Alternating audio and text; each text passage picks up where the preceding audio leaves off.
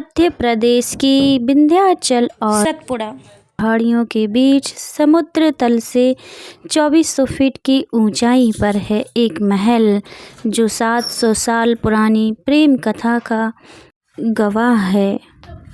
नमस्कार, स्वागत है आपका अंशु द स्टार चैनल पर।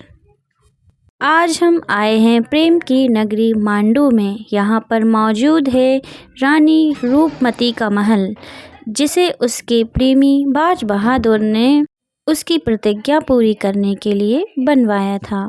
मांडू का मशहूर रानी रूपमती का महल एक पहाड़ी पर बना है और इस पर बनी छतरियां दूर से ही दिख जाती हैं। यहाँ इसके मंडप यानी छत से 20 किलोमीटर दूरी पर स्थित नर्मदा नदी के दर्शन होते हैं। इसके प्रथम तल का निर्माण 10वीं शताब्दी में परमार राजा भोज ने करवाया था।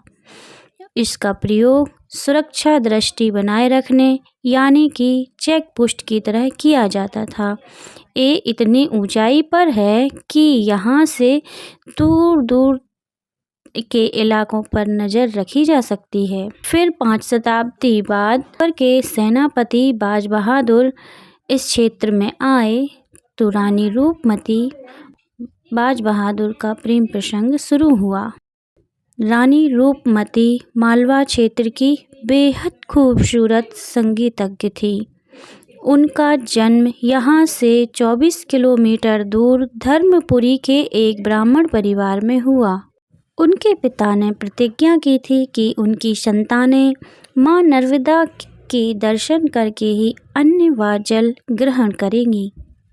कहते हैं कि रानी रूपमती बेहद खूबसूरत थी और इतना अच्छा गाती थी कि उनके पिता को उनकी शादी कराने के लिए स्वयंवर रचाना पड़ा था, जिसकी शर्त यह थी कि जो सबसे अच्छा गाएगा उससे रूपमती का विवाह हो जाएगा। और इसी तरह चंदेरी के राजा मान सिंह से उनका विवाह हो गया।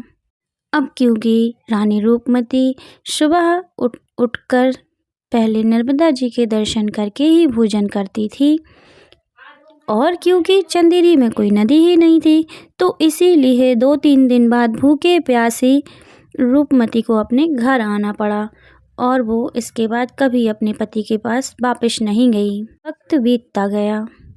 जब रूपमती और बाज बहादुर का प्रेम परमार चढ़ने लगा तो इस प्रेम कहानी ने एक नया ही रूप ले लिया।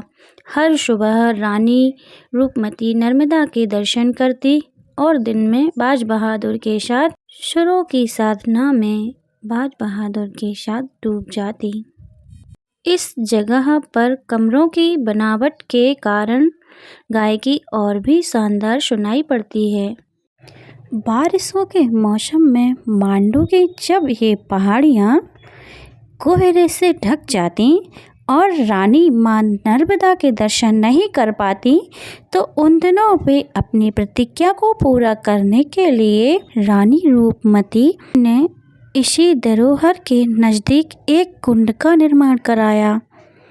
कहा जाता है कि इस कुंड में मां नर्मदा की अविरल धारा बहती है। जैसे बाज बहादुर और रानी रूपमती के प्रेम को किसी की नज़र लग गई। उधर दिल्ली में तख्तनशीन अकबर को रानी रूपमती के गुणों और गायकी का पता चल गया और उन्होंने बाज बहादुर को हुक्म दिया कि वे फौरन रानी रूपमती को दिल्ली दरबार में गायकी के लिए भेज दें, मगर बाज बहादुर उसने साफ इनकार कर दिया।